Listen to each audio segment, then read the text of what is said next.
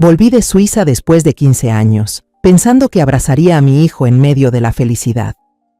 Pero apenas puse un pie en el rancho de mi nuera, vi a mi hijo arrodillado en medio del establo, con las manos desnudas restregando estiércol, y en la cabeza llevaba un sombrero roto con una etiqueta que decía «Pastor de ganado». Mientras tanto, mi nuera estaba de pie sobre una tarima de madera, con una copa de vino tinto en la mano, dándole órdenes como si fuera un esclavo. «Antes de que llegue tu papá, tienes que limpiar bien los 7 establos. No hagas que se enoje». Lo que hice después los obligó a suplicar. Pero antes de continuar, revisa si ya te suscribiste al canal y comparte en los comentarios desde dónde nos estás viendo. Nos encantaría saber hasta dónde llegan nuestras historias de venganza. Después de 15 largos años, por fin volví a respirar este aire. Al bajar del avión en Querétaro, cerré los ojos y aspiré profundamente ese olor a tierra, a sol y viento tan familiar de mi tierra natal, un aroma que había guardado en la memoria durante todos esos años de arduo trabajo en el extranjero. Tomé un taxi viejo, conducido por un hombre de mi edad, con una sonrisa amable y la piel curtida por el sol, como mucha gente de aquí. Me preguntó a dónde quería ir. Cuando le dije Los Encinos, un nombre que siempre había pronunciado con todo mi corazón, guardó silencio unos segundos y me miró por el retrovisor con cierta curiosidad. «Ah», dijo, «la hacienda de los Montenegro. Dicen que les va muy bien con el negocio». «¿Montenegro? ¿Por qué Montenegro? Esa era la hacienda de los de la Cruz». Un presentimiento incómodo se coló en mi pecho, pero me apuré a descartarlo. Seguramente la gente se acostumbró a llamarla así por el apellido de mi nuera, Isabela Montenegro. Seguro que la muchacha había ayudado a Diego a manejar bien la hacienda. Me tranquilicé pensando eso. En el camino familiar de regreso a casa, jugueteaba con los regalos dentro de mi bolso. Había trabajado como una mula, ahorrando cada franco suizo para conseguirlos. Una caja de chocolates finos, del tipo que Diego amaba desde niño. Una botella de vino Appenzeller, aromática y fuerte, para mi nuera, para que supiera que la apreciaba. Y lo más especial, un pequeño reloj de cuco de madera, tallado con esmero, el regalo que elegí con tanto cuidado para Sofía, la nieta que solo conocía por unas fotos borrosas. Me imaginaba a la niña gritando de alegría al ver salir el pajarito de la ventanita. Pero esas ideas cálidas se deshicieron de golpe cuando el taxi se detuvo. El portón de hierro imponente que yo misma mandé hacer con el herrero más hábil del lugar, ahora tenía manchas de óxido esparcidas por toda su superficie. El jardín de rosas orgullosas, donde yo solía pasar horas podando y abonando, era ahora un terreno seco y desordenado, lleno de maleza que cubría hasta las viejas raíces. Sentí un nudo en el pecho. ¿Cómo podía un lugar que había estado lleno de vida y amor convertirse en esto? Pagué el taxi y arrastré por mi cuenta la pesada maleta hacia el patio. No había nadie, ni un saludo. Solo el sonido del viento entre los arbustos secos, un crujir que helaba los huesos. Y entonces, desde el área de los establos, escuché la voz de una mujer gritando. Movida por la curiosidad y la preocupación, seguí el sonido. La escena que apareció ante mis ojos me dejó paralizada. Isabela estaba de pie en el porche de azulejos, vestida con un vestido de seda blanco de Gucci. En una mano sostenía una copa de vino tinto que brillaba al sol, y con la otra se apoyaba en la cintura, con una actitud altiva. Y en el suelo, entre los 7 establos, estaba mi hijo, mi Diego. Arrodillado sobre la tierra húmeda, su espalda delgada cubierta por una camisa vieja empapada de sudor, con un trapo sucio y un cepillo de metal, fregaba con esfuerzo el suelo manchado. En su cabeza, ocultando su rostro demacrado, llevaba un sombrero de cuero viejo con la frase «Pastor de ganado». Ese era el sombrero de un peón, no el de un dueño. Entonces escuché con claridad la orden de Isabela, cada palabra como una aguja atravesándome el oído. «Antes de que llegue mi papá, tienes que dejar limpios los 7 establos. No quiero que se moleste». El bolso se me cayó de las manos. Un clac seco resonó cuando la botella de vino chocó con la caja de chocolates. Ese pequeño sonido fue como un trueno en medio del silencio extraño. Tanto Diego como Isabela voltearon. Los ojos de Diego se abrieron como platos, llenos de un terror absoluto, que rápidamente se transformó en una vergüenza devastadora al reconocerme. Bajó la cabeza de inmediato, los hombros encogidos como si quisiera desaparecer. Isabela mostró una leve sorpresa en su rostro hermoso, pero la escondió enseguida detrás de una sonrisa forzada, una sonrisa sin alma. Ella no bajó. Se quedó arriba, mirándome desde lo alto como si fuera superior a mí. «Ah, es mamá», dijo con una voz indiferente, como si yo fuera una visita no deseada. Volvió sin avisar. Diego está ocupado con su trabajo, seguro no va a poder salir a saludarla. Y luego, como para dejar claro quién manda, se giró hacia Diego, con un tono filoso como una navaja. «¿Y tú qué haces ahí? ¿Todavía no terminas?» La sangre se me heló, y luego me ardió como lava hirviendo. No dije nada. Caminé directo hacia mi hijo, sin importar que mi vestido nuevo se manchara de lodo. Me arrodillé junto a él. Quise ayudarlo a levantarse, abrazarlo. Pero Diego solo negó con la cabeza. Me miró con unos ojos suplicantes, pidiéndome que no hiciera nada. Fue entonces cuando vi las marcas rojas en sus muñecas, señales de que había estado atado. Una rabia helada me subió al pecho. Me puse de pie, miré directo a los ojos vacíos de Isabela. «¿Qué está pasando aquí?», pregunté entre dientes. Isabela se encogió de hombros con aires de reina y dio un sorbo elegante a su copa de vino. «Trabajo, mamá. Todos tenemos que trabajar para vivir». Una muchacha joven salió tímidamente desde la cocina. Isabela le hizo una seña con la barbilla para que llevara mi maleta adentro. Al pasar por mi lado, la chica me lanzó una mirada rápida, cargada de compasión. Esa mirada me confirmó que lo que estaba viendo no era una pesadilla, era real.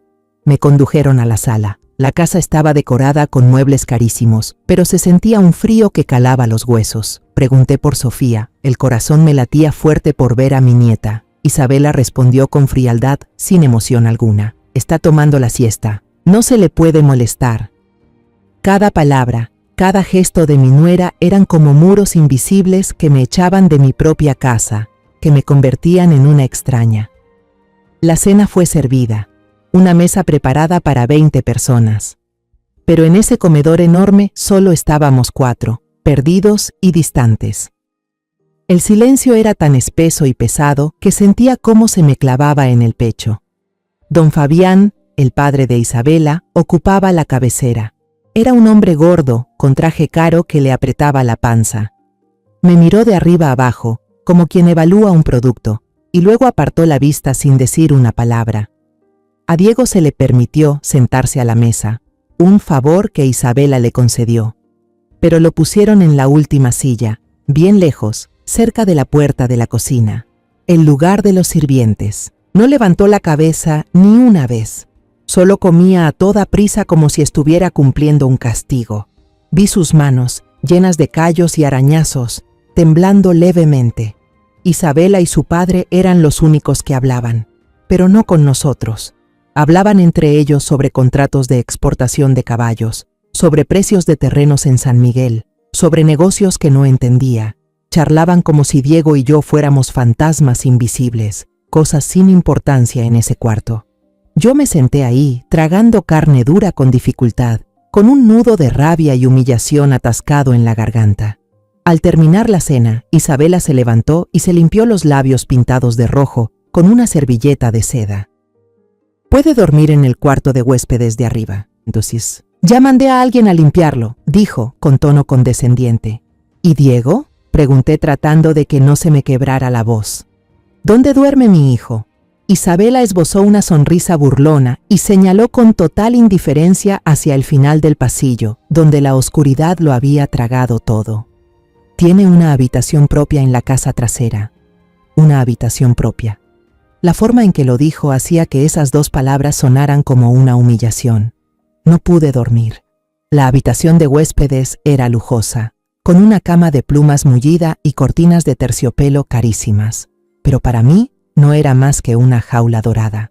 Me quedé ahí acostada, con los ojos bien abiertos mirando al techo, los oídos atentos a cualquier ruido. Cuando el rancho entero se sumió en el silencio de la noche y el reloj de péndulo en la planta baja marcó las 12, me levanté con cuidado.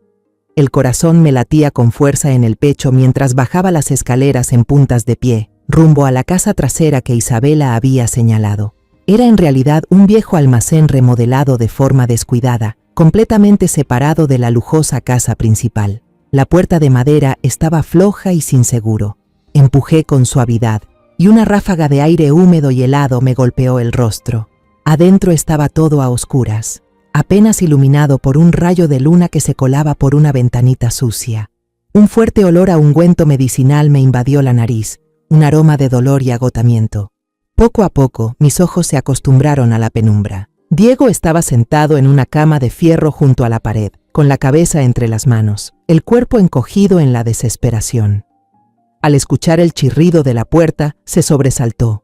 Levantó la vista con unos ojos aterrados, como un animal acorralado. «Mamá», susurró con voz entrecortada. Entré y dejé la puerta entreabierta para que el frío no se colara. Me senté a su lado, en el borde de la cama hundida. No le hice ninguna pregunta. En ese momento preguntar no tenía sentido.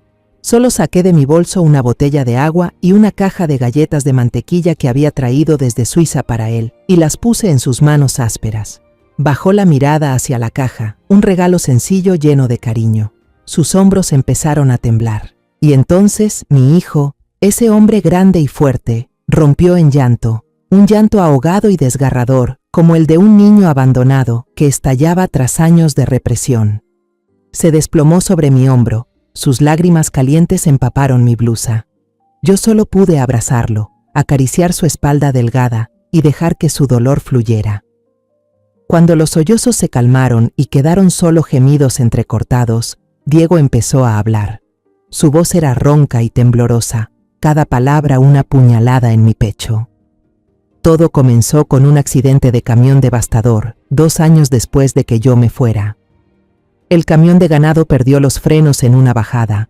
Él sufrió múltiples fracturas, costillas rotas, traumatismo cráneoencefálico y quedó en coma durante semanas. En los meses que estuvo en el hospital, entre la vida y la muerte, sufriendo dolores intensos y sedado con analgésicos potentísimos, Isabela estuvo siempre a su lado, una esposa abnegada, un ángel guardián, pero ese ángel le puso en las manos papeles que salían del infierno. Ella le daba carpeta tras carpeta, diciendo que eran trámites del seguro, autorizaciones médicas, documentos necesarios para que ella pudiera manejar el rancho mientras él estaba postrado. En medio del dolor y drogado hasta el alma, él firmó todo. Confió ciegamente en la mujer con la que compartía su vida, hasta que comenzó a recuperarse. Su mente volvió a estar clara y empezó a notar cosas extrañas. Le preguntó a Isabela por los documentos, pero ella esquivaba el tema. La sospecha fue creciendo hasta convertirse en miedo. Sabía que lo habían engañado. Cuando ya no pudo ocultarlo más, Isabela y don Fabián se descubrieron por completo. Usaron las firmas de él, junto con un experto falsificador, para completar todos los trámites y transferir toda la propiedad, el rancho, las tierras, las cuentas bancarias, todo lo que la familia de la Cruz había construido, a nombre exclusivo de Isabela. Lo había perdido todo. Cuando gritó que los denunciaría, que llevaría sus crímenes ante la justicia, Isabela se rió en su cara. Una risa cruel que él jamás olvidará. Ella dijo que él no tenía ni un centavo, con qué iba a pagar un abogado para enfrentarse al imperio de los Montenegro. Pero lo más cruel fue que sacó su arma final. Lo amenazó.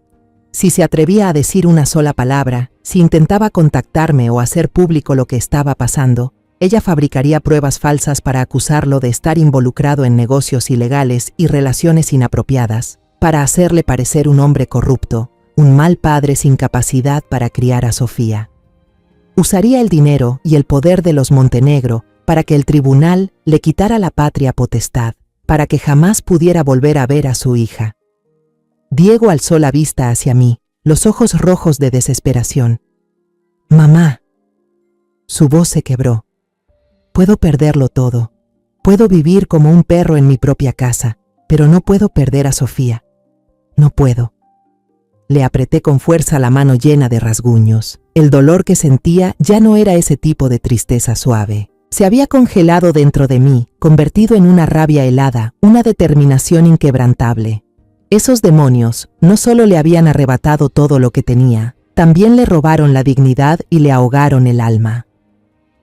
Tras una noche larga, Me levanté muy temprano, cuando el rocío aún cubría los rosales salvajes del jardín. No podía quedarme ni un segundo más en esa prisión dorada. Bajé a la sala, me senté en el sillón frente a la escalera, el corazón latiendo con una mezcla de ansiedad y miedo. Tenía que ver a Sofía. Tenía que mirar a los ojos de mi nieta, buscar una chispa, algo que aún quedara de la familia de la Cruz en esa casa. No tardó mucho en escucharse el suave sonido de unos pasos sobre el piso de madera. Isabela bajó con Sofía. La niña, en verdad, parecía una muñeca de porcelana. El cabello castaño ligeramente ondulado, recogido con una cinta rosa, vestida con un vestido del mismo color. Pero era una muñeca triste.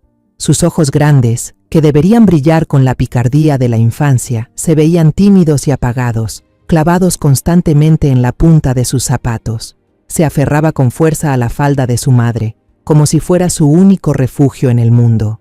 «Sofía, saluda a tu abuela», dijo Isabela con un tono indiferente, frío, como si presentara a un extraño.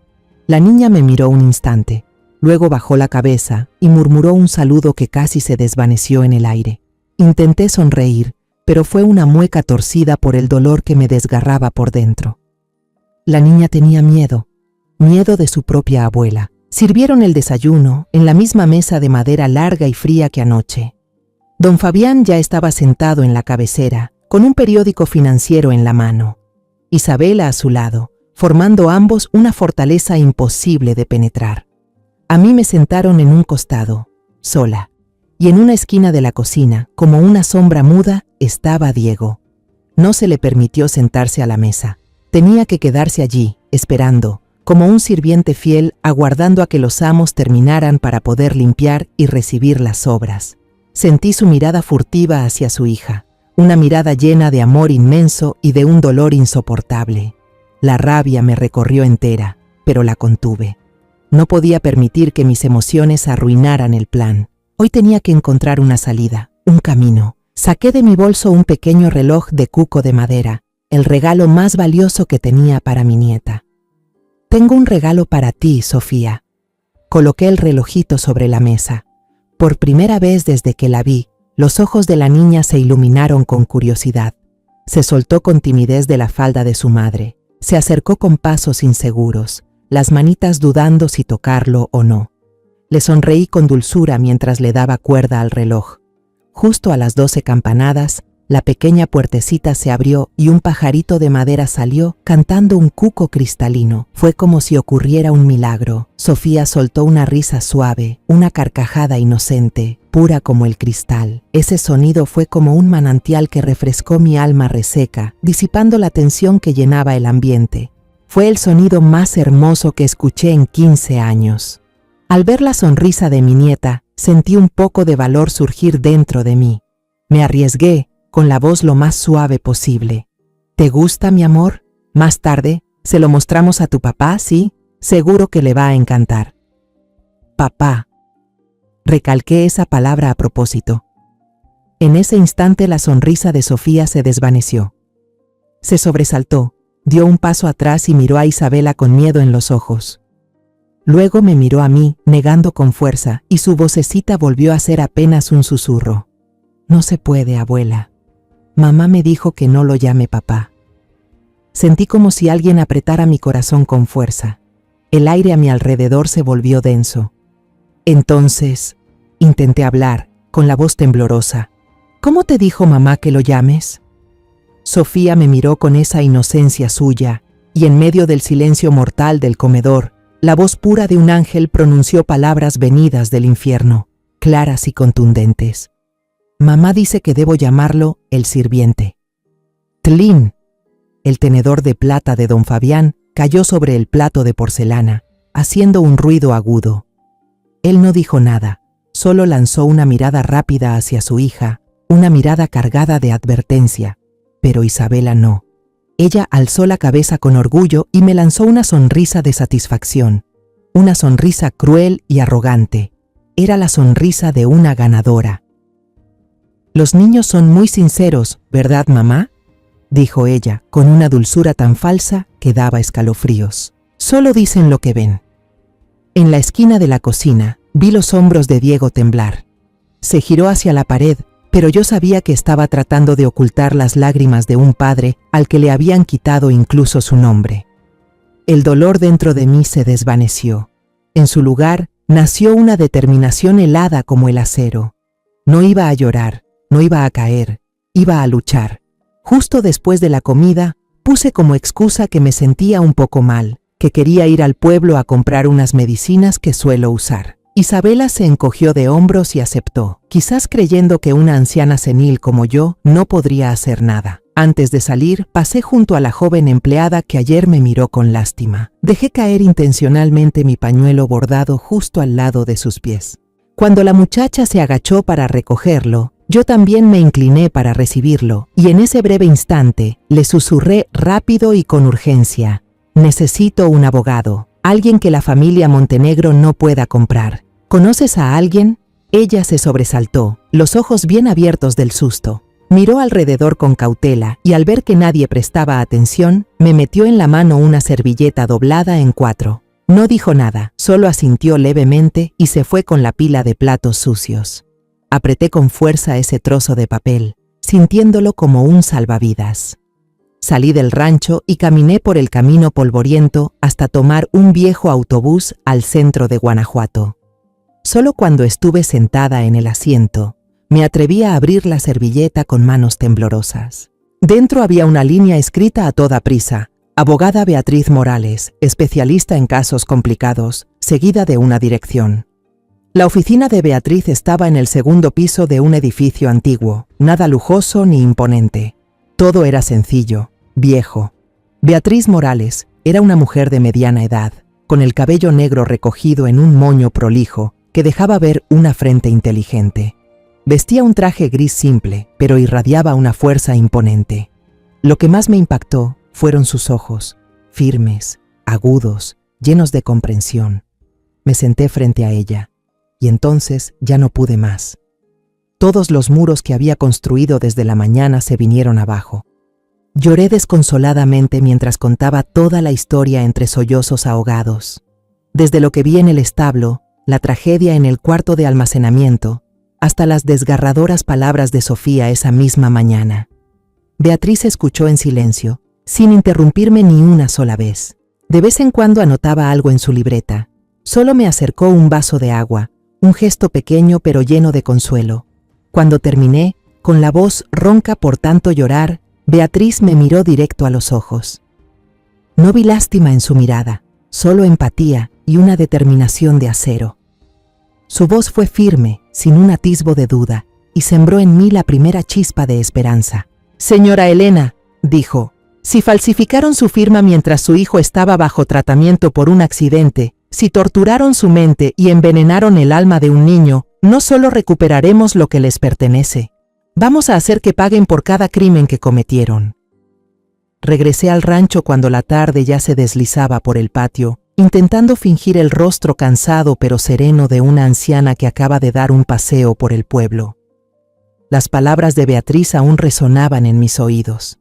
«De ahora en adelante, usted debe ser una actriz, señora Elena, una actriz excelente. Compórtese como una madre mayor, resignada, indefensa, sin intención alguna de pelear. Su exceso de confianza será su escudo más seguro». Asentí con la cabeza, comprendiendo que esta guerra no se lucharía bajo la luz del sol, sino en los rincones más oscuros de esta casa. Antes de continuar, recuerde que está escuchando mi historia en el canal Historias que Duelen, donde cada detalle tiene su propósito. El plan de Beatriz era claro y preciso como un mapa militar, con 3 frentes de ataque. El primero, y más crucial, era conseguir pruebas médicas que demostraran que Diego no estaba en pleno uso de sus facultades cuando firmó aquellos papeles fatídicos. Tenía que conseguir su historial clínico. La oportunidad llegó 2 días después, cuando Isabela y don Fabián se fueron juntos a la ciudad en su lujoso coche para asistir a una subasta de caballos de raza. La casa recuperó momentáneamente su calma habitual. Fui directo al cobertizo, donde Diego estaba reparando un equipo de montar ya gastado. Cerré la puerta y le conté sobre mi encuentro con la abogada Beatriz, sobre el plan que habíamos trazado. Mientras hablaba, vi un cambio milagroso en los ojos de mi hijo. Aquella mirada vacía y apagada que solía tener comenzó a desvanecerse, y en su lugar surgió un destello tenue de esperanza, débil pero real, como una chispa encendida en medio de una noche helada.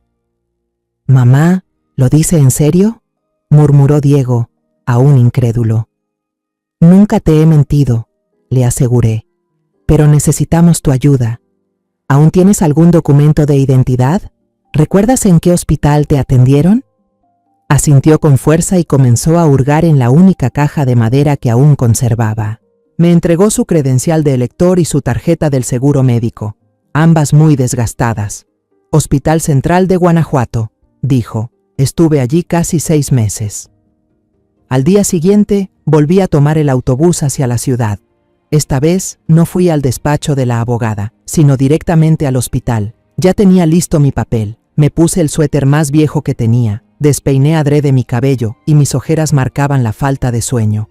Me hice pasar por una madre mayor despistada, de campo, que venía a pedir el expediente médico de su hijo para tramitar una pensión por discapacidad. Les conté sobre nuestras dificultades económicas, sobre el pobre muchacho que, después del accidente, ya no estaba bien de la cabeza. Al principio, la empleada administrativa se mostró molesta, pero ante mi insistencia y apariencia lastimera, finalmente se apiadó. Tras casi 2 horas de espera y explicaciones enredadas, por fin tuve en mis manos un expediente grueso. Busqué un rincón apartado en el pasillo del hospital y con las manos temblorosas empecé a hojearlo. Sentí que las tripas se me retorcían al leer esas frías palabras médicas. Traumatismo cráneoencefálico grave, politraumatismo complejo, trastorno cognitivo post-coma. Pero lo más importante era una lista larguísima de analgésicos de alta dosis y sedantes que Diego había tenido que tomar durante varias semanas, justo en la misma época en que Isabela le entregó aquellos papeles. Abracé el expediente contra el pecho. Aquí estaba, la primera pieza del rompecabezas. El segundo frente de ataque era encontrar pruebas del maltrato, para desenmascarar el verdadero rostro de Isabela ante la ley. Mientras me rompía la cabeza pensando, un recuerdo me cruzó fugaz por la mente. Años atrás, tras un robo menor en la zona, por preocupación por la seguridad del rancho, mandé a instalar en secreto una camarita muy pequeña, camuflada como un tornillo en la viga principal del establo. No estaba segura de si aún funcionaba, pero era mi única esperanza. Tenía que encontrar la manera de hablar con Diego a solas. Esta vez lo hice en el jardín trasero, fingiendo arrancar unas malas hierbas cerca de donde él partía leña. Le pregunté en voz baja por la cámara. Se quedó congelado un momento y luego asintió. «Todavía está ahí, nunca me atreví a tocarla. Isabela tampoco lo sabe». Agregó que los datos se almacenaban en un viejo grabador guardado en el cuarto de herramientas, un lugar húmedo y desordenado al que Isabela jamás se acercaba. La contraseña para acceder, dijo con un suspiro, era la fecha de nacimiento de Sofía. Una ironía cruel. Esa noche esperé con el corazón encogido. Cuando el reloj marcó las 2 de la mañana y todo el rancho dormía profundamente, me animé a actuar. El corazón me latía como un tambor. Tomé una linterna pequeña y la memoria USB que Beatriz me había dado, y salí como una ladrona. El cuarto de herramientas estaba oscuro como boca de lobo, con olor a grasa, tierra mojada y fertilizante viejo que me golpeó directo en la nariz. Tanteé detrás de unos sacos de abono apilados como montañas, y mis dedos tocaron algo frío, cubierto de polvo y telarañas. El grabador. Me temblaban tanto las manos que tardé varios intentos en enchufarlo. La pantalla vieja se encendió débilmente. Con manos temblorosas tecleé la contraseña, el día, mes y año de nacimiento de mi nietecita. Y entonces apareció una interfaz sencilla. Empecé a retroceder las grabaciones de los últimos meses. Lo que vi después fue aún más horrible de lo que jamás imaginé. Sentía que algo me desgarraba por dentro. Vi a Isabela, en un ataque de furia sin motivo, tirar al suelo el escaso plato de comida de Diego y obligarlo a arrodillarse y lamerlo. La vi usar un látigo pequeño, de esos que se usan para guiar caballos, para azotar la espalda de Diego por trabajar un poco lento.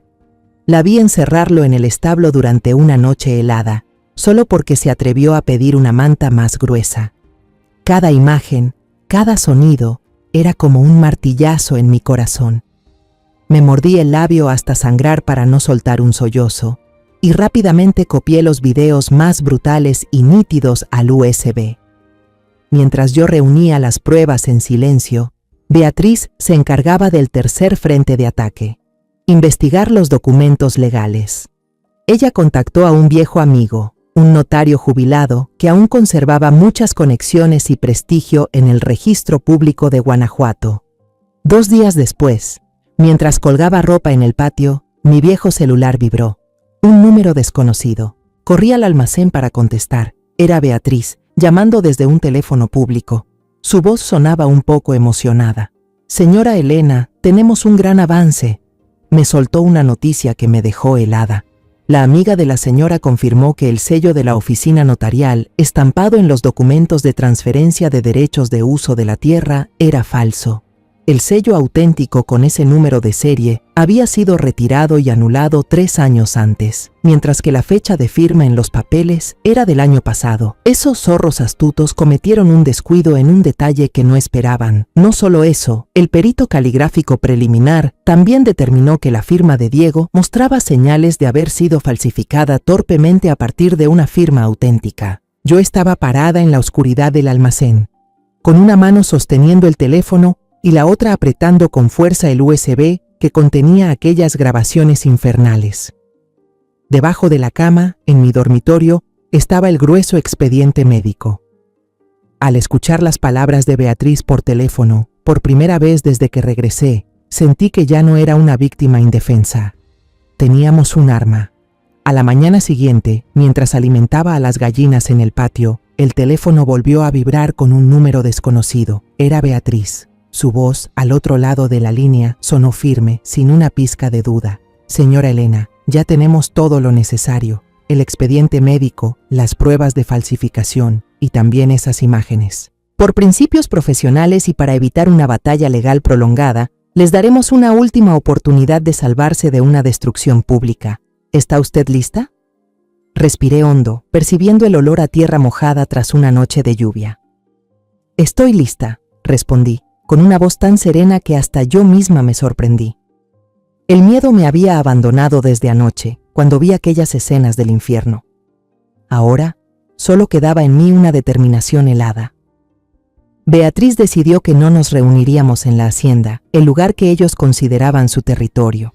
En su lugar, me pidió que tomara el autobús hasta una dirección en el centro de la ciudad.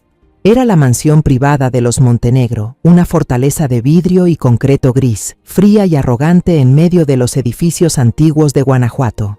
Beatriz dijo: «Nos enfrentaremos a ellos en pleno centro de su poder. Eso les demostrará que no tenemos miedo y que estamos completamente al mando». Al llegar, un mayordomo vestido con uniforme elegante y un moño blanco impecable abrió la pesada reja de hierro. Nos miró, a una anciana vestida con sencillez y a una abogada con porte firme, con ojos evaluadores y algo de desprecio. Nos condujo al salón, un espacio tan lujoso que deslumbraba. El suelo era de mármol blanco pulido, los sofás de cuero importado y un enorme candelabro de cristal colgaba del techo altísimo. Todo demostraba riqueza, pero emanaba una frialdad sin alma. Don Fabián e Isabela ya estaban sentados allí, como si esperaran el inicio de una obra teatral. El gordo Fabián se recostaba en el sillón, con un puro cubano carísimo en la mano. Isabela llevaba un vestido negro de oficina que resaltaba su piel clara y su belleza afilada, malvada. Ambos tenían en el rostro una sonrisa de autosuficiencia, la sonrisa de quienes creen tener todo el poder en sus manos. Diego no estaba allí. Ellos lo habían apartado a propósito, para que no pudiera servirme de apoyo emocional, pero se equivocaron. La ausencia de mi hijo me dio aún más fuerza. Beatriz no perdió el tiempo en saludos triviales. Colocó con firmeza su maletín de cuero sobre la mesa de centro de vidrio. El sonido seco resonó en la habitación silenciosa. «Buenos días», dijo con tono profesional y frío. «Estamos aquí para hablar sobre la transferencia ilegal de todos los bienes del señor Diego de la Cruz a la señorita Isabela Montenegro, realizada hace 2 años». Don Fabián soltó una carcajada, una risa fuerte y placentera que retumbó en toda la sala. Dio una larga calada a su puro y exhaló el humo en nuestra dirección, un gesto lleno de desprecio. «Abogada, está usted perdiendo mi valioso tiempo. Todo está completamente en regla, con documentos notariados y firmas claras. ¿Mi yerno le transfirió voluntariamente todo a su esposa? ¿Qué tiene eso de malo? Beatriz no se inmutó ante esa actitud arrogante. Abrió su portafolio y sacó un conjunto de documentos perfectamente organizados. Primero, dijo, empujando una copia hacia ellos, tenemos el historial médico detallado del Hospital Central de Guanajuato, que demuestra el estado de salud del señor Diego en el momento en que firmó los papeles. El expediente indica claramente que sufría un traumatismo cráneoencefálico, trastornos cognitivos y que estaba bajo tratamiento con analgésicos y sedantes de alta dosis. Por ley, una persona en esas condiciones no tiene la capacidad legal para realizar transacciones de tal magnitud. La sonrisa en el rostro de don Fabián se tensó un poco. Echó una mirada fugaz al documento, sus ojos entrecerrados. Beatriz continuó, con voz serena, pero cada palabra suya era como un martillazo. Pasó a otra página. Segundo, contamos con un informe oficial de un perito del registro público que certifica que el sello utilizado en los contratos de transferencia es falso. El sello verdadero fue anulado 3 años antes. Creo que el señor Fabián, con su experiencia empresarial, entiende bien qué penas conlleva falsificar sellos y documentos oficiales. Esta vez, fue Isabela quien se removió ligeramente en el sofá. La seguridad en su rostro comenzó a agrietarse. Beatriz hizo una pausa breve, luego clavó una mirada afilada como navaja sobre Isabela. Y por último, su voz se endureció. Tenemos pruebas irrefutables de violencia física y psicológica, explotación laboral y privación ilegal de la libertad contra el señor Diego durante los últimos 2 años en la finca Los Encinos. Deliberadamente no mencionó que se trataba de videos, dejando que su imaginación y el miedo hicieran su trabajo. El aire en la sala se volvió tan denso que pude escuchar los latidos acelerados de mi propio corazón. Beatriz lanzó su última propuesta, con claridad y firmeza. Tienen 48 horas. Devuelvan todos los bienes a su verdadero dueño, el señor Diego de la Cruz. Fírmenlo en un documento legal, notariado, reconociendo que la transferencia anterior se hizo mediante coacción y engaño, aprovechando el estado de confusión mental del señor Diego. A cambio, consideraremos no presentar cargos penales por estafa, falsificación de documentos y lesiones. El silencio se prolongó unos segundos. Vi gotas de sudor aparecer en la calva de don Fabián, pero luego, como una bestia acorralada, eligió atacar. Se echó a reír nuevamente, pero esta vez su risa fue forzada, vacía. Se levantó de golpe, fue hacia la barra en la esquina de la sala, se sirvió un trago de licor fuerte y lo bebió de un solo golpe. Se dio la vuelta, con los ojos inyectados de rabia. Me apuntó directamente con su dedo grueso y lleno de anillos de oro. ¿Usted? ¿Una vieja que lavaba platos en Europa viene ahora a decirme cómo vivir? ¿Quién se cree que es? Luego se volvió hacia Beatriz, gruñendo. ¿Y tú? Una abogaducha de pueblo. Seguro piensas que encontraste una mina de oro, ¿no? Pues escúchenme bien, lárguense de mi casa, vayan, llamen a la policía, vayan, demanden. El equipo legal de Montenegro los va a pulverizar. No tienen ni una mínima oportunidad. Isabela se levantó, se puso al lado de su padre, cruzó los brazos y esbozó una sonrisa burlona. Me miró con desprecio en los ojos. Mamá debería ir comprando su boleto de vuelta a Suiza. Este lugar no es para gente como tú. Beatriz y yo nos pusimos de pie en silencio. Su agresividad no nos intimidó. Al contrario, solo demostraba cuánto miedo tenían. Al llegar a la puerta, me volví a mirarlos por última vez.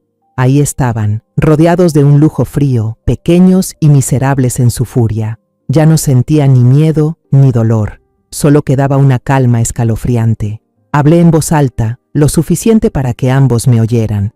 Les dimos la oportunidad de conservar un poco de dignidad, la rechazaron. Ahora hablaremos con la ley.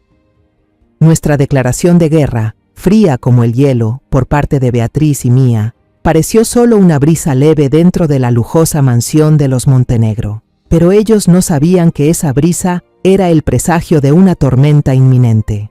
A la mañana siguiente, no fuimos a la comisaría local, donde el poder y el dinero de los Montenegro podían extenderse fácilmente. Beatriz dijo: con una serpiente venenosa hay que aplastar su cabeza, no jugar con la cola. Me llevó directamente a la sede de la Policía Estatal de Delitos Económicos, un edificio gubernamental imponente y frío. Nos hicieron pasar con un teniente coronel, un hombre de rostro curtido, surcado por arrugas de experiencia, con una mirada penetrante capaz de ver a través del alma de quien tenía enfrente. Beatriz, con una actitud profesional y serena, expuso todo el expediente con claridad, sin omitir ningún detalle. Colocó sobre la mesa cada prueba, un voluminoso historial médico, un informe pericial sobre un sello notarial falsificado, copias de documentos de transferencias ilegales. Finalmente, como golpe decisivo, colocó una pequeña memoria USB sobre la mesa. Coronel, dijo, este es un video que documenta los abusos físicos y laborales sufridos por el señor Diego de la Cruz durante varios meses. Creemos que esto reforzará nuestro testimonio y dejará en claro que este caso no se trata solo de una disputa por bienes. El coronel revisó cada documento. Su rostro se fue endureciendo, especialmente al oír el apellido Montenegro. No dijo mucho, solo asintió con firmeza. Nos haremos cargo del caso. Gracias por su colaboración. Todo se manejará con discreción y cuidado. Pasó una semana en un silencio tenso como cuerda de violín. En el rancho, Isabela y su padre seguían caminando con su habitual aire de arrogancia. A veces captaba la mirada burlona de Isabela, como si dijera que nuestras amenazas eran solo un chiste. Quizás creían que, con su ejército de abogados y una red de contactos influyentes, podrían apagar todo desde el principio. Ellos esperaban, y nosotras también. Y entonces, el primer golpe de la ley cayó, tan sorpresivo como un rayo. Una mañana clara, mientras Isabela tomaba café en la terraza y leía una revista de moda, 2 vehículos oficiales blancos con franjas azules distintivas entraron por el portón del rancho sin previo aviso. Al mismo tiempo, supe que otro equipo había llegado a la mansión en la ciudad. Eran policías económicos y agentes del Ministerio Público. Un oficial de rostro tan frío como el hielo entregó a Isabela y a don Fabián, quien también estaba presente, una orden judicial. Yo observaba desde lejos, pero pude leer claramente la frase en negritas en la parte superior. Orden de congelamiento total de bienes. La orden especificaba que, para efectos de la investigación, todos los bienes a nombre de Isabela Montenegro y don Fabián Montenegro, incluyendo propiedades, cuentas bancarias y acciones, quedaban congelados. Todas las actividades de compraventa, transferencia o hipoteca quedaban suspendidas de inmediato. Por primera vez, vi romperse en pedazos la máscara altiva de Isabela. Su rostro se puso blanco como una hoja de papel. Las manos que sostenían la orden temblaban sin control. Balbuceó algo, pero el oficial simplemente negó con la cabeza con frialdad. El poder del dinero había quedado temporalmente neutralizado. 2 días después, llegó la verdadera tormenta, pero no vino del tribunal, sino de los puestos de periódico. Un diario de investigación, el más respetado del Estado, conocido por sus reportajes implacables, publicó un artículo de varias entregas en la portada, con un título escandaloso imposible de ignorar: Detrás del lujo del Imperio Montenegro, una conspiración para apoderarse de los bienes del yerno y convertirlo en esclavo en su propia casa. El artículo, que yo sabía con certeza que Beatriz había filtrado con mucha habilidad, sacó a la luz parte de la historia de Diego, sin nombrarlo directamente, pero cada detalle apuntaba a la familia Montenegro. Causó un terremoto inmediato. Los canales de televisión enviaron reporteros que se apostaron frente a la entrada del rancho. En las redes sociales, la historia explotó a una velocidad impresionante. Alguien encontró una foto antigua de Diego en su época universitaria. Un joven alto, fuerte, con una sonrisa radiante, al lado de una imagen reciente tomada a escondidas que mostraba a un hombre flaco, demacrado, guiando un caballo en el patio. Ese contraste brutal lo decía todo. El hashtag número justicia para Diego se propagó rápidamente por todas las redes sociales en México. La tormenta mediática dio fuerza a los que no tenían voz. La trabajadora que me había dado el papelito tuvo el valor de contactar a Beatriz para testificar. Algunos exempleados del rancho, que habían sido despedidos o se fueron porque no soportaban más la crueldad de Isabela, también empezaron a hablar. Relataron ocasiones en las que vieron cómo Diego era golpeado, privado de comida y humillado. Cada testimonio nuevo era como un bidón de gasolina arrojado al fuego de la indignación pública. Acorralada por la ley y por la opinión pública, Isabela perdió el control por completo. Esa tarde, mientras Diego y yo estábamos sentados en la cocina, ella irrumpió. Ya no quedaba nada de la elegancia o el porte altivo de siempre. Parecía una fiera herida, con el cabello enmarañado y los ojos rojos por la ira y el insomnio. «Fuiste tú, todo es culpa tuya», gritó, señalándome con el dedo. «Arruinaste mi vida, mi reputación». Diego se puso de pie de inmediato y se colocó frente a mí para protegerme. Su cuerpo delgado ahora parecía extrañamente firme. «Isabela, cálmate. Tú misma provocaste todo esto», pero no había nada que pudiera detener su locura. Ignorando a Diego, Isabela subió las escaleras como una maníaca. Segundos después, bajó arrastrando a Sofía, que lloraba de miedo. Lanzó unas cuantas prendas de la niña dentro de una maleta pequeña de forma violenta. «¿Qué haces, Isabela? Si te quieres ir, hazlo, pero por favor, deja a Sofía aquí», suplicó Diego con la voz quebrada. «¿Dejársela a ustedes? ¡Jamás!». Empujó con fuerza a Diego, que intentaba bloquearle el paso. Arrastró a la niña, que sollozaba sin consuelo, hacia el coche. Abrió la puerta trasera y prácticamente la lanzó dentro. Antes de cerrar la puerta del conductor, me miró con un odio venenoso en los ojos. «Jamás los dejaré vivir en paz. Juro que me las vas a pagar, vieja de mierda». El coche salió disparado por la entrada, dejando atrás una nube de polvo y el llanto desgarrador de Diego llamando a su hija. Diego se vino abajo por completo. Ya no era el hombre flaco, pero valiente que se había interpuesto para protegerme. Se convirtió en una sombra errante que deambulaba por el rancho, desde el establo vacío hasta el jardín de rosas marchitas, como si buscara la silueta de su hija. Siempre llevaba en la mano un pequeño reloj cucú de madera, el único regalo que Sofía recibió de su abuela, una reliquia frágil de momentos felices y efímeros. Aquella noche, en medio de un silencio escalofriante, el viejo teléfono fijo de la casa sonó de repente, con un timbre agudo que desgarró la oscuridad. Corrí a contestar con el corazón latiendo con fuerza. «¿Aló?», dije. Nadie respondió. Solo se escuchaba una respiración pesada, agitada, llena de odio al otro lado de la línea. Puedo sentir la maldad filtrándose por la línea. Después de unos segundos escalofriantes, la llamada se cortó de golpe. Esto se repitió 2 veces más durante la noche, con exactamente 1 hora de diferencia entre cada una. Diego se quedó encogido en el sillón, con el rostro pálido. Estaba convencido de que era Isabela. Esa fue su primera advertencia. Llamé a la abogada Beatriz a la mañana siguiente y le conté todo. Su voz seguía siendo serena y firme. «Tal como lo imaginé. Ella está tratando de desestabilizarlos psicológicamente. Ya hice el reporte oficial a la policía sobre que Isabela se llevó a Sofía. Lo están tratando como una forma de presión sobre un testigo y podría considerarse secuestro infantil. Usted y Diego tienen que mantenerse tranquilos. Registren todo. Cada llamada, cada cosa extraña que ocurra. No actúen solos. Dejen que ella misma se exponga con su locura». Las palabras de Beatriz me dieron algo de calma, pero los días que siguieron fueron un verdadero infierno. Isabela empezó una tortura mental sistemática. Usaba números falsos para bombardear a Diego con mensajes. Eran como agujas envenenadas, hurgando en una herida abierta. «Nunca vas a volver a ver a tu hija, inútil. Sofía está llorando. Pregunta por qué su papá es un fracasado que no la supo proteger. Le voy a enseñar a odiarte. Pronto se va a olvidar de vos».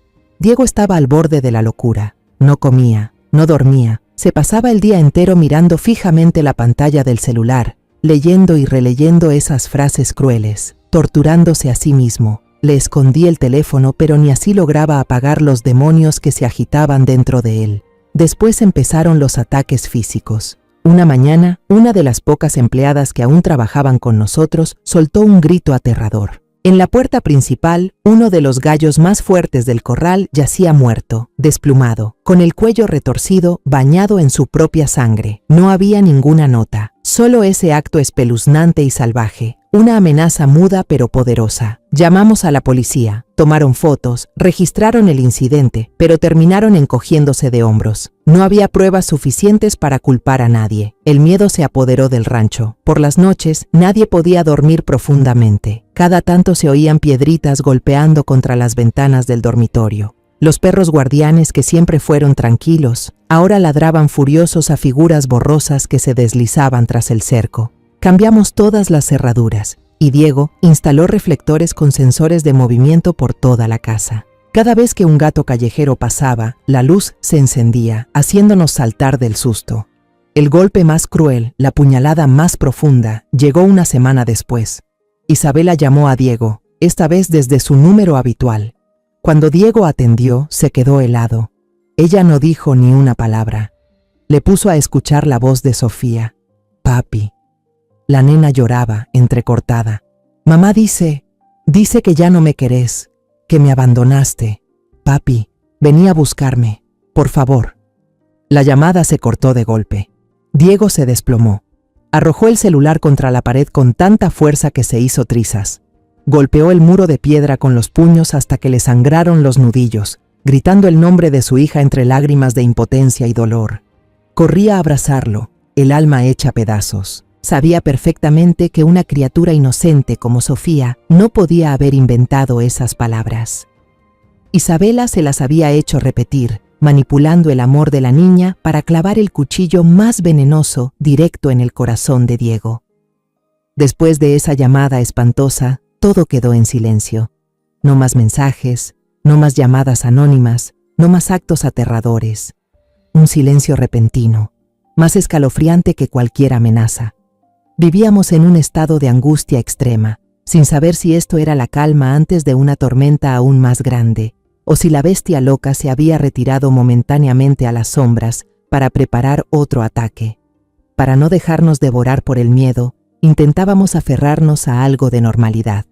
Diego empezó a reparar los tramos viejos de la cerca, a limpiar el jardín. Yo empecé a cavar la tierra, a sembrar unas cuantas hortalizas en el pequeño huerto detrás de la casa. Trabajábamos desde la mañana hasta la noche, agotándonos al máximo, solo para que la mente no tuviera espacio para pensar, para tener miedo. Después de muchos días de tensión extrema, esa noche el silencio regresó de repente. Diego se había quedado dormido en el viejo sofá de la sala. Después de tantas noches sin dormir, por fin su cuerpo había colapsado. Al ver el rostro demacrado de mi hijo dormido, me invadió una compasión infinita.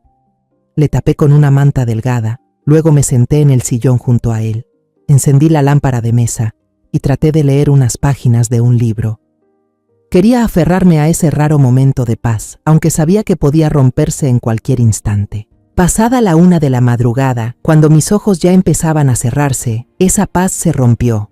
Los perros del patio empezaron a ladrar de repente. No eran ladridos de alerta comunes, sino gruñidos furiosos, seguidos de aullidos desesperados y llenos de pánico. Me sobresalté, el corazón me dio un vuelco, apagué la luz de inmediato, me acerqué sigilosamente a la ventana y entreabrí la cortina para mirar afuera, y entonces la vi. Una luz naranja parpadeante, danzando de forma extraña desde la zona del establo. No era una luz de faro, era fuego. Al mismo tiempo, un olor fuerte y penetrante a gasolina se coló por las rendijas de la puerta, directo a mi nariz, provocándome náuseas. Un terror absoluto me oprimió el pecho. «Diego, despierta. Fuego, hay fuego», grité. Salí corriendo al porche. Mi corazón se detuvo. Todo el granero lleno de heno se había convertido en una antorcha gigantesca. Las llamas feroces ya lamían el primer establo con lenguas rojas y brillantes. El chasquido de la madera mezclado con los relinchos desesperados de los caballos atrapados adentro llenaba el aire. Ellos pateaban con locura las paredes del establo. El sonido resonaba como tambores de muerte. Y entonces, bajo la luz del fuego que iluminaba el cielo, vi una silueta. Isabela. estaba allí, en medio del patio, justo en el límite entre la luz y la oscuridad. Su cabello estaba empapado, pegado a su cara sucia. La ropa de marca y cara que llevaba puesta estaba ahora arrugada y mugrienta. Ya no parecía una dama elegante, sino una fiera herida, desquiciada y peligrosa. En la mano sostenía un bidón rojo de gasolina, lanzando furiosamente las últimas gotas del líquido hacia las llamas que crecían sin control. Al ver la luz proveniente del porche, se giró. Sus ojos en medio de la noche ardían con una luz diabólica. Gritó, su voz distorsionada, ahogada por el sonido del fuego y los relinchos de los caballos. Si este rancho no es mío, entonces será cenizas. Todos ustedes van a arder con él. Isabela. Diego ya se había despertado y salió corriendo detrás de mí. Su grito no fue una súplica, fue un rugido lleno de furia y dolor. «¡Llama a los bomberos! ¡Llama a la policía, mamá!», me gritó mientras corría hacia el incendio. Corrí de regreso a la casa. Con una mano temblorosa marqué el número de emergencias en el teléfono, balbuceando la dirección y nuestra situación, y con la otra tomé el extintor pequeño que colgaba en la pared. Pero Diego no fue a golpear a Isabela. En medio del caos, su único objetivo eran esos seres inocentes que estaban siendo quemados vivos. Corrió hacia el establo, sin importarle el calor abrasador en su rostro, intentando abrir los cerrojos ardientes. Al ver que Diego la ignoraba por completo, la locura de Isabela alcanzó su punto máximo. Ya no era una persona, era la encarnación del odio. Arrojó el bidón vacío al suelo, corrió hacia Diego como una bestia salvaje, arañando con las uñas, gritando maldiciones sin sentido. «¡Tienes que morir! ¡Tú y tu madre tienen que morir! ¡Lárgate!», Diego gritó con fuerza, con una mano intentando empujarla y con la otra luchando sin parar con el pestillo ardiente de la puerta. En medio del forcejeo, Isabela perdió el equilibrio. Tropezó hacia atrás y cayó pesadamente hacia el cobertizo en llamas. Su abrigo de seda, que ya estaba empapado en gasolina después de que ella misma arrojara el bidón, rozó una tabla medio quemada en el suelo. En un instante aterrador en el que el tiempo pareció detenerse, las llamas prendieron en su cuerpo. Un grito inhumano rasgó la noche tranquila, un grito de dolor inimaginable. Isabela se convirtió en una antorcha humana. El fuego la envolvió, subió por su cabello, su ropa. Ella se debatía desesperadamente en medio del patio, intentando apagar las llamas vengativas que la consumían. Diego se quedó paralizado por un segundo, el rostro deformado por el horror. Su instinto quiso lanzarse a ayudarla, pero el calor y la escena espantosa lo detuvieron, como si sus pies estuvieran clavados al suelo. Yo solo pude quedarme ahí, con las manos tapándome la boca y los ojos muy abiertos, presenciando una escena infernal que me perseguirá el resto de mi vida. Justo en ese momento, a lo lejos, las sirenas de los bomberos y la policía comenzaron a sonar cada vez más cerca. Las luces rojas y azules iluminaron mi rostro atónito. Los bomberos, con sus trajes pesados de protección, luchaban contra las llamas furiosas, el chorro de agua mezclado con el crepitar de la madera quemándose. Los paramédicos subieron rápidamente a Isabela a la ambulancia. A la luz de las sirenas vi que su cuerpo estaba gravemente quemado, pero seguía viva, aún respirando débilmente. El destino, de alguna forma cruel, no le permitió una muerte rápida. Un oficial de policía nos cubrió a Diego y a mí con mantas de lana, todavía impregnadas con olor a humo. Nos alejaron de la zona de peligro. Diego se dejó caer al suelo, la cara sucia de ceniza, las manos rojas e hinchadas por intentar abrir el pestillo del establo. Miraba fijamente el fuego que ya casi estaba bajo control, con una mirada vacía. La furia había desaparecido, solo quedaba el shock y un cansancio abrumador. Otro oficial, un hombre de rostro amable y voz serena, tomó nuestra declaración ahí mismo. Diego, aunque todavía tembloroso, relató todo con claridad, desde las amenazas anteriores hasta la locura de Isabela esa noche. El bidón rojo de gasolina que Isabela había arrojado, deformado por el calor, se convirtió en una prueba irrefutable tirada en medio del patio. El caso, que antes era solo una investigación por fraude patrimonial, pasó a ser una investigación por intento de incendio premeditado e intento de homicidio. Las llamas del juicio de Isabela terminaron por consumirla a ella misma. La noticia del incendio en el rancho Montenegro y de la locura de su dueña se propagó más rápido que el fuego. El caso, que ya había captado la atención pública, ahora era el centro de atención a nivel nacional. Don Fabián, que seguía bajo arresto domiciliario en su mansión helada, fue arrestado esa misma noche por sospechas de complicidad en el plan de terror psicológico y posible participación en el intento de incendio provocado por su hija.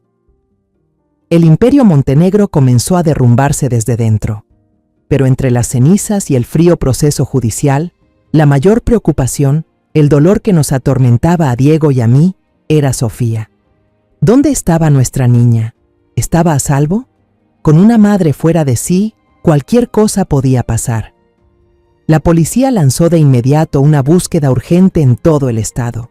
La abogada Beatriz, con su agudeza habitual, utilizó la presión de los medios de comunicación. Ella proporcionó la imagen más reciente de Sofía a los periódicos y canales de televisión, pidiendo ayuda a la comunidad. Pasaron 2 días larguísimos, llenos de una espera que cortaba la respiración. Diego casi no dormía. Caminaba de un lado a otro en la casa impregnada del olor a humo, con el corazón en llamas. Y entonces, el milagro llegó a través de una llamada telefónica. Una mujer en un pueblo pequeño, a más de 100 kilómetros de distancia, tras ver las noticias, reconoció a la niña vecina que se había mudado unos días antes. Era Sofía. De inmediato avisó a la policía.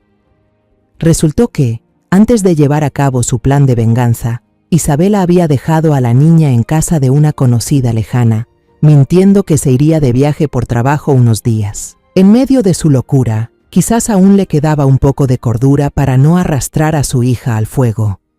El reencuentro entre Diego y su hija ocurrió en una pequeña comisaría.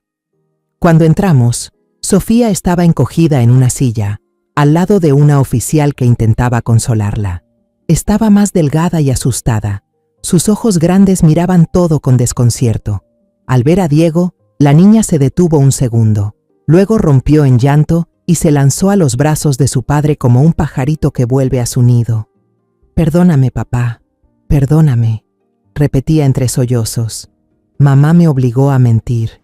Mamá me obligó a decir que tú no me querías, pero yo te quiero mucho». Diego la abrazó fuerte, con las lágrimas cayéndole por el rostro manchado. No dijo nada, solo acarició la espalda frágil de su hija, dejando que esas lágrimas se llevaran todo el miedo y el dolor. En ese momento, los miré a los dos y me di cuenta de que, aunque habíamos perdido el establo, habíamos perdido la paz. Lo más valioso, el alma de esta familia, aún seguía con nosotros. Unos meses después, se celebró el juicio. Todo el país seguía cada detalle. La sala del tribunal estaba llena de gente, desde periodistas hasta curiosos. Isabela fue llevada en una silla de ruedas. Las cicatrices de quemaduras, rojas, retorcidas, cubrían su cara y brazos, borrando para siempre la belleza altiva que una vez tuvo. Se sentó allí en silencio, con la mirada perdida. Don Fabián, en el banquillo de los acusados, parecía haber envejecido 10 años. El cabello completamente blanco, el traje caro le colgaba en el cuerpo demacrado. La abogada Beatriz presentó un caso irrefutable.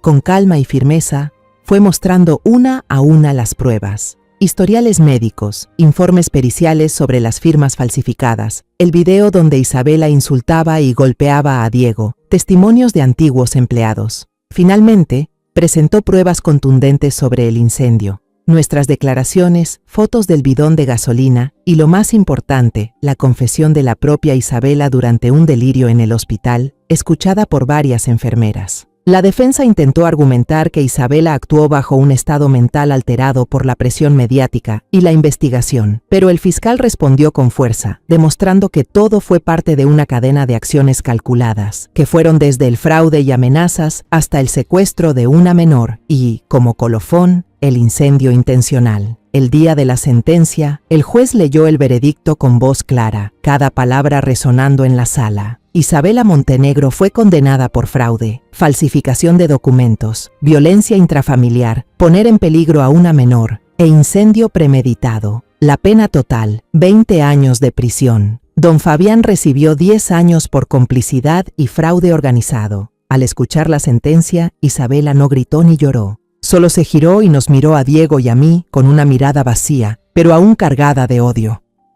Don Fabián se desplomó, cubriéndose el rostro con las manos. Salimos del tribunal rodeados de cámaras y micrófonos apuntando hacia nosotros.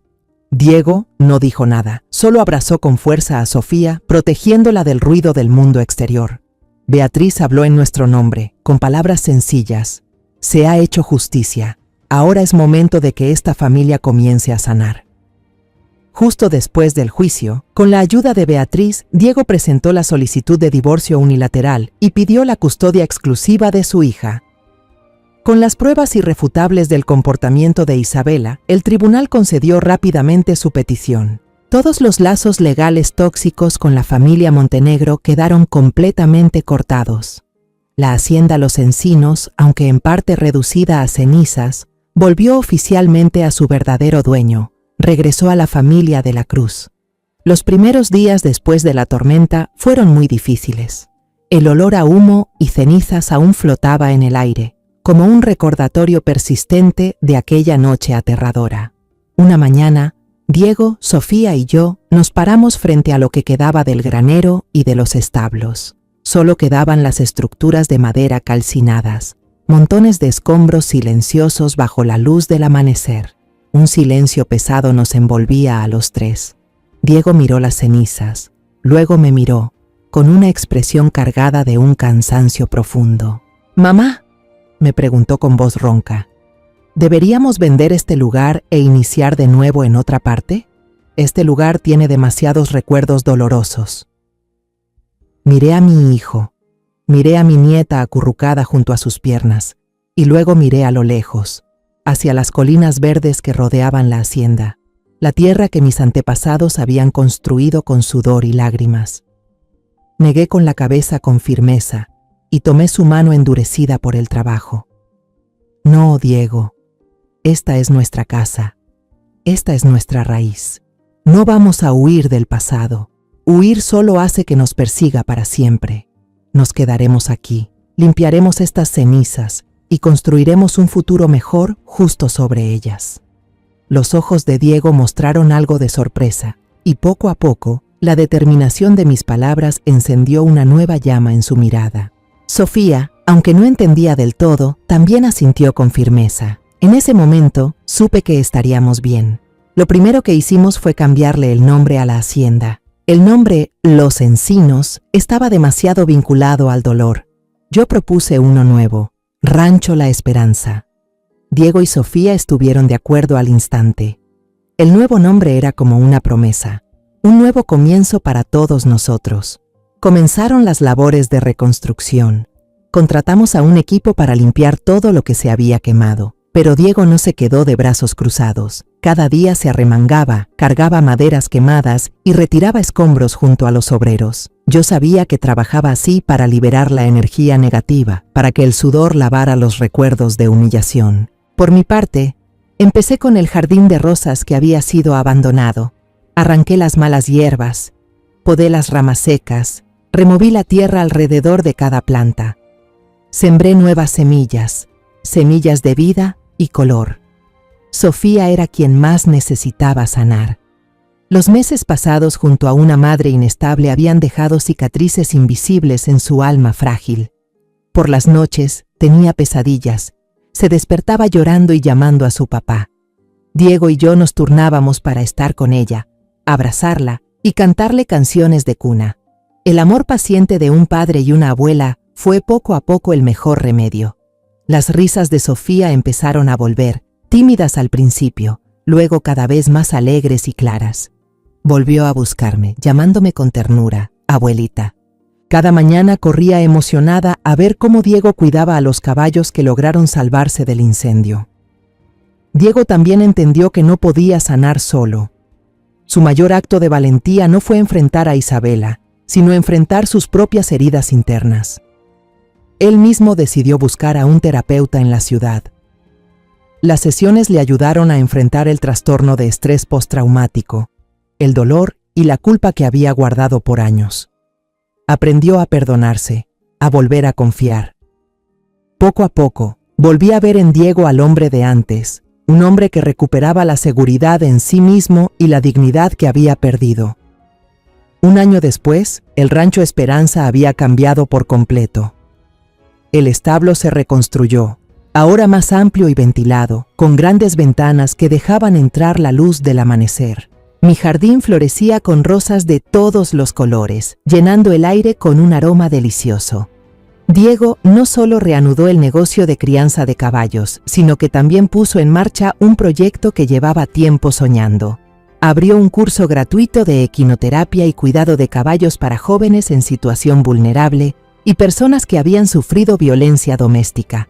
Quería usar su propia historia, su amor por los caballos, para ayudarles a recuperar la esperanza. Al verlo guiar con paciencia a un niño tímido que montaba a caballo por primera vez, supe que mi hijo por fin estaba sanando de verdad. Cada tarde, me siento en la mecedora del porche, justo en el lugar donde Isabela solía pararse, copa de vino en mano, dando órdenes a mi hijo. Pero ahora, al sentarme ahí, ya no siento odio ni amargura, solo paz. Miro el atardecer tiñendo las montañas lejanas de un naranja cálido. Escucho las risas cristalinas de Sofía jugando con su papá en el césped, los relinchos libres de los caballos en el nuevo establo. Son sonidos de vida, de esperanza, sonidos por los que crucé un océano y atravesé un infierno para volver a oír. Mi vida ha tenido demasiadas tormentas. Perdí a mi esposo, dejé mi país, vi a mi hijo ser destruido. Pero al final encontré mi refugio, aquí, en el Rancho Esperanza, al lado de los que más amo. Aquella lucha me costó demasiado. Sangre, lágrimas, noches en vela, momentos de miedo que pensé no superar. Pero fue en esa oscuridad donde aprendí algo. El silencio nunca es la respuesta cuando el mal reina. Si no hubiera regresado, si no hubiera luchado por mi hijo, Diego seguiría siendo una sombra perdida, enterrada en el desprecio y el abuso, y Sofía, mi nieta, crecería en un mundo deformado por el odio, aprendiendo a callar ante lo injusto, a agachar la cabeza ante el poder. No podía permitirlo. Y quiero que todos, especialmente las madres y abuelas, lo recuerden. Aunque estés vieja, sola, aunque parezcas impotente en este mundo, el amor, la razón y la determinación pueden ser la chispa que derrite el hielo, la voz que sacude hasta los muros más sólidos del poder. No tengas miedo, no te calles. Alza la voz por los que amas y por ti misma. La historia que acabas de escuchar ha sido modificada en nombres y lugares para proteger la identidad de las personas involucradas. No la compartimos para juzgar, sino con la esperanza de que alguien escuche y se detenga a reflexionar. ¿Cuántas madres están sufriendo en silencio dentro de su propio hogar? De verdad me pregunto, si tú estuvieras en mi lugar, ¿qué harías? ¿Elegirías callar para evitar conflictos o te atreverías a enfrentarlo todo para recuperar tu voz? Me gustaría conocer tu opinión sobre esta historia de historias que duelen o cualquier sugerencia que tengas para mejorar nuestro contenido. Dios siempre bendice. Y estoy convencida de que el valor nos llevará a días mejores. Ahora, en esta pantalla final, te dejaré 2 de las historias más queridas del canal. Estoy segura de que te van a sorprender. Gracias por acompañarme hasta este momento.